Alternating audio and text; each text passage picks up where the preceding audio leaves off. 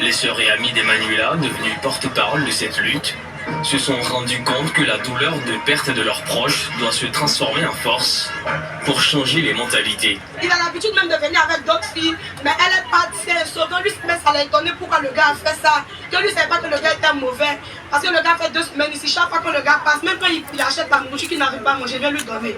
Donc nous, on a commencé à douter du gardien. C'est comme ça. Vous avez monté avec les officiers? Je montais avec les officiers, sans ouvrir poteau. Il y en a ceux qui ont couché dedans. Ils ont battu, c'est pas sachet, c'est drap. Ils ont balé d'un drap.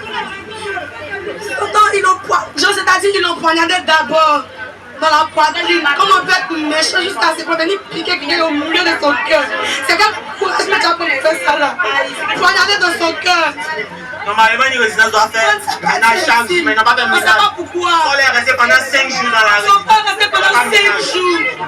L'agresseur de Manu, qui répond aux initiales de KKJFJ, a été interpellé par la police nationale quelques jours seulement après son forfait.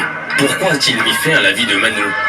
Cet étudiant de 21 ans a expliqué à la police que sa victime lui aurait volé la somme de 500 000 francs et cela a suffi pour qu'il lui ôte la vie le 7 septembre 2024 avant de s'enfuir. Ce sera sa parole contre celle de Manu, qui n'est plus du monde des vivants pour se défendre.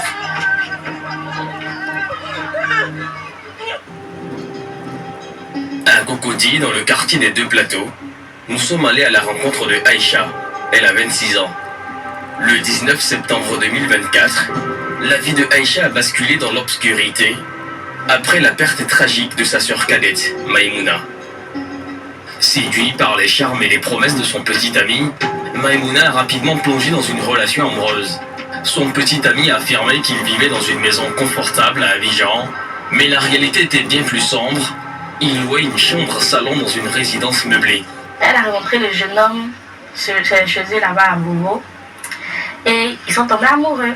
Et le jeune homme est envoyé chez lui à la maison. Il a dit que c'était chez lui à la maison, alors que c'était une résidence qu'il louait pour 2-3 mois. Il avait l'habitude de faire ça. Donc elle a eu l'habitude d'aller chez lui tout le temps dans la résidence en question. Pendant 1 mois, quitte la maison. Elle a fait 1 mois avec lui, 2 mois, tout ça.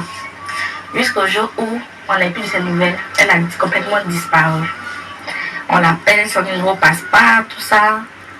Donc un jour, on a reçu un appel du pays, une de nos tontines là-bas au pays, qu'elle a reçu une vidéo de notre soeur qui était décédée, morte, couchée sur un lit là-bas, avec le sang dans le nez, dans la bouche, tout ça, tout ça.